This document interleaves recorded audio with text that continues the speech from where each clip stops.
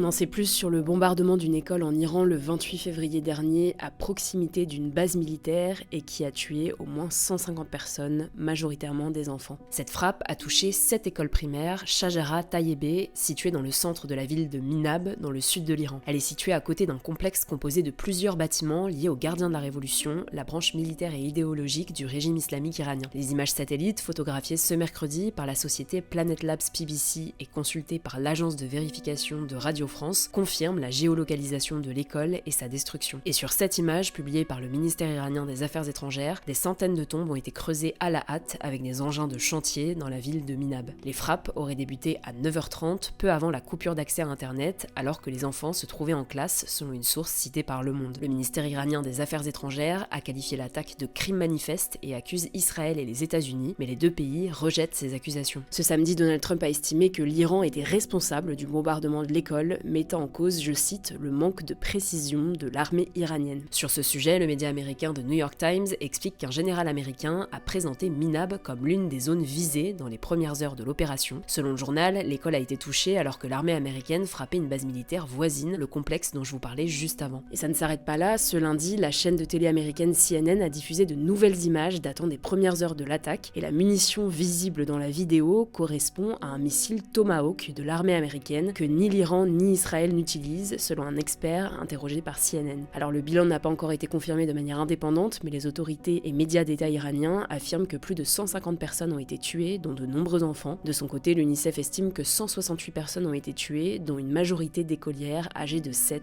à 12 ans.